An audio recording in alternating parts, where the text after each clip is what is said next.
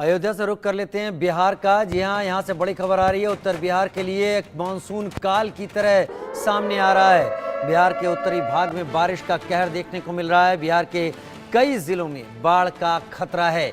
नेपाल में बारिश के कहर से कोसी और गंडक इस वक्त उफान पर हैं। गंगा नदी के जलस्तर में तेजी से बढ़ोतरी इस वक्त जारी है।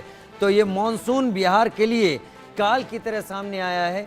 कोसी का जलस्तर, हालांकि कोसी को बिहार का शोक कहा जाता रहा है। हर मानसून में कोसी के चलते जो आपदा विपदा बिहार के गांवों कस्बों में आती है, उसके चलते इसको बिहार का शोक तक कह दिया गया। लेकिन इस बार मानसून में हो रही बारिश और नदियों में आ रहा पानी बिहार के लिए एक बड़ी परेशानी बन गया है। बिहार में भारी बारिश के बाद कोसी नदी उफान पर, तो ऐसे में लोगों की मुश्किलें बढ़ गई हैं। हालात ये हुई कि दूल्हे को दुल्हन के घर तक जाने के लिए नाव का सहारा लेना पड़ा।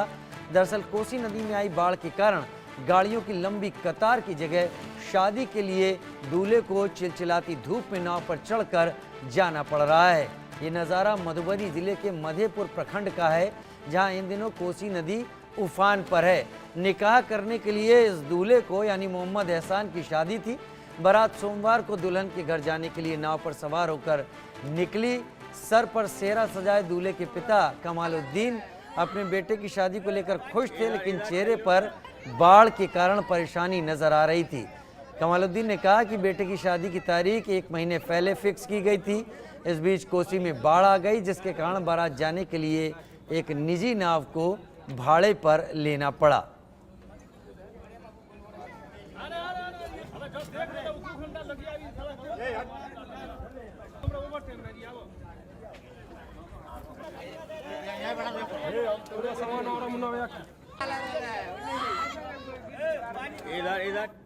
लड़का की शादी है। कहाँ पर?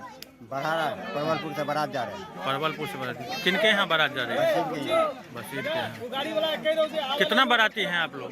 अभी गिनती नहीं हुआ है, लगभग 60-65 की एवरेज है। और नाव के अलावा कोई दूसरा ऑप्शन नहीं कोई है? ऑप्शन नहीं है। लड़का की शादी है। कहाँ पर? बरहारा, परवलपुर से बारात जा रहे हैं। परवलपुर से बाराती किनके यहाँ बारात जा रहे हैं? बशीर के यहाँ। कितना बाराती हैं आप लोग?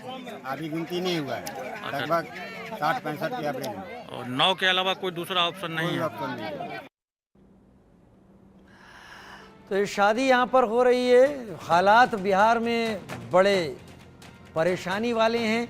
लोगों को कई गांवों में तो ऐसी स्थिति है कि चूल्हा, घर का खाना, घर का बिस्तर तक बाहर लाना पड़ा है, क्योंकि घर में पानी भर गया है।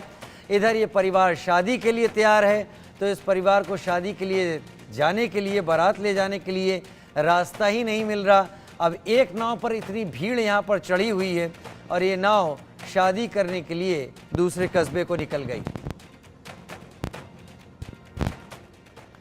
भागवत हमारे साथ लाइव सुपौल बिहार से जुड़ते रहें। भागवत, क्या स्थिति है? ये तो तस्वीरें हमने दिखा दी, लोग शादी के लिए जा रहे हैं तो नाव के ऊपर जा रहे हैं, क्योंकि रास्तों में पानी भर गया है, वो पानी जाने में वक्त लगेगा। लेकिन शादी से अलग हालात, अभी स्थिति क्या है? कोसी में कितना पानी है? जी बिल्कुल, नेपाल में पानी मतलब कोसी के भीतर जो है जल तांडव की कहानी। आज सुबह पुनः कोसी बराज से 3 लाख से अधिक क्यूसेक पानी छोड़े जाने के बाद जो है सुपौल में कई प्रखंडों में जो है जलस्तर देखने को मिल रहा है। जलस्तर में कोसी नदी में हालांकि जो है जलस्तर उतार चढ़ाव जारी है, लेकिन कोसी भीतर जो है सैकड़ों गांव में जो है बाढ़ का पानी घुस गया है। हजारों घरों में जो है घर आंगन में जो है बाढ़ का पानी घुसा है। मिट्टी के जो चूल्हे हैं, शौचालय कल तक जो है बाढ़ के पानी में डूब गए हैं। लोगों की परेशानी जो है काफी बढ़ गई है। लोग जो है खाने के लिए दाने दाने तक के लिए जो है तरस रहे हैं। तो अपने पड़ोसी की मदद के सहारे जो है लोग भोजन करते हैं तो पानी पीते हैं। ऐसी हालात सुपौल में देखने को मिल रहा है। ऐसे हालात सुपौल में देखने को मिल रहे हैं। अभी सुपौल के कितने गांव हैं जिनका संपर्क कटा हुआ है? आसपास के जिलों के क्या हाल हैं?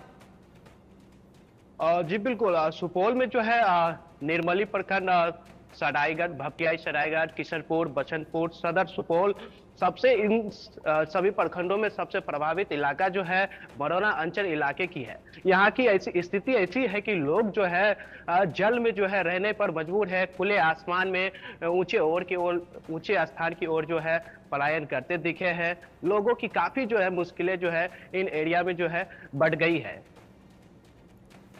लोगों की मुश्किलें बढ़ गई। और अभी आपके पीछे आसपास क्या बारिश की स्थिति है भागवत? जी बिल्कुल, जी बिल्कुल। क्षेत्र में जो है लगातार बीते दिनों से जो है लगातार जो है मूसलाधार बारिश जो हो रही है, इससे लोगों की जो है आवागमन तो बाधित कम देखने को मिल रहा है।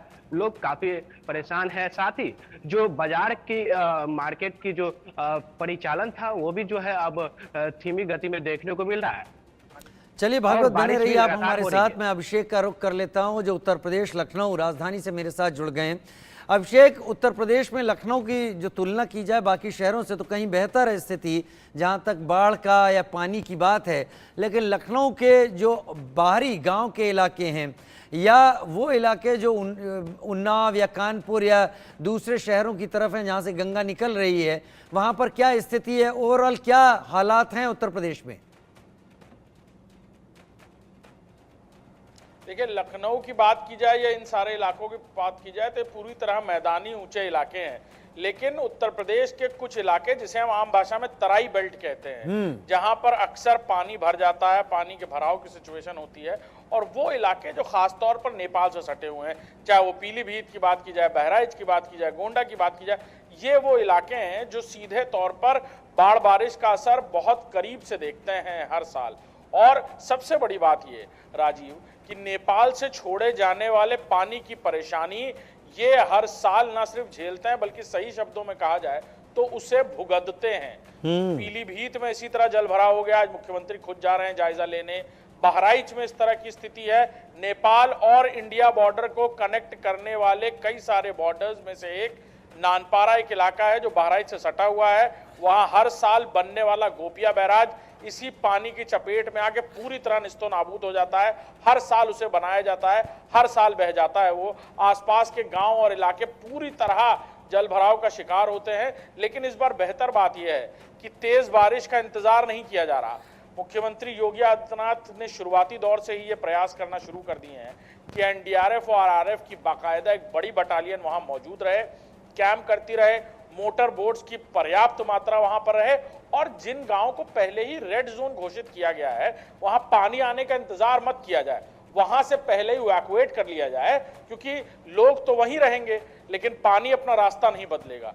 और इसीलिए लोगों को पहले से ही वहां से हटा लिया जाए ताकि जब पानी अपनी तेज गति में आए तो वो नुकसान ना पहुंचा पाए। हर साल लाखों की तादाद में ना सिर्फ फसलों का नुकसान होता है बल्कि कई बार मवेशी और लोग भी अपनी जान गंवा देते हैं। लिहाजा इस नुकसान से पहले ही कैसे बचा जाए इसका पूरा रोड मैप तैयार कर लिया गया। जी, हम लोग पुराने अनुभव से सबक नहीं लेते, पुराने हालात को भूल जाते हैं, याद नहीं रखते। अभिषेक, जो कुछ आप कह रहे थे वो एक इसी तरफ इशारा करता हुआ दिखाई पड़ता है। ये बाढ़ हर साल आएगी, मानसून हर साल आएगा, लेकिन निपटने के तरीकों पर ध्यान समय रहते नहीं दिया जाता। बहुत शुक्रिया हमारे साथ जुड़ने के लिए भागवत और अभिषेक, आप दोनों का।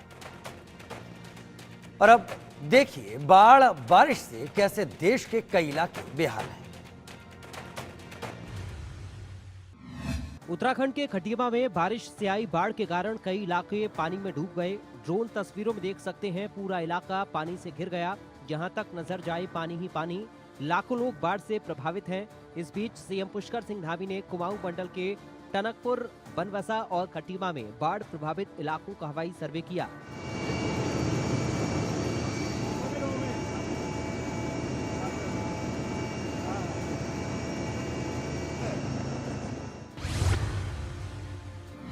यूपी के पीलीभीत में भारी जलभराव के बीच फंसे लोगों का हेलीकॉप्टर से रेस्क्यू किया गया। एयरफोर्स ने 5 लोगों का रेस्क्यू किया। दरअसल शारदा नदी में बढ़ते जलस्तर से कई इलाकों में पानी घुस गया, जिससे घर डूब गए, खेत डूब गए।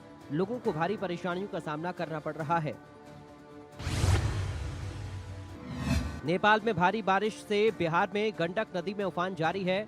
वाल्मीकि नगर गंडक बैराज से पानी छोड़े जाने के बाद बगहा, पिपरासी, मधुबनी, योगापट्टी और नौतन के कई गांव जलमग्न हो गए। लोग खेतों के बीच से नाव से निकलते दिखे। 300 से ज्यादा परिवार पानी के बीच दिन काटने को मजबूर हैं। वहीं भारत नेपाल सीमा पर मौजूद सशस्त्र सीमा बल के कैंप में भी गंडक नदी का पानी घुस गया।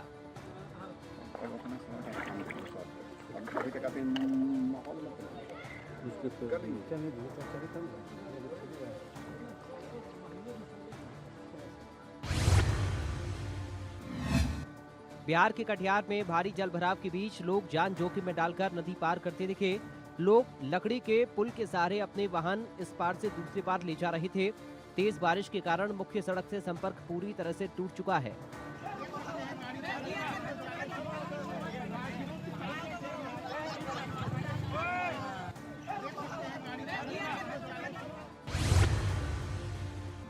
लखीमपुर खीरी में शारदा और घाघरा नदी रौद्र रूप में बह रही है। इससे 150 गांव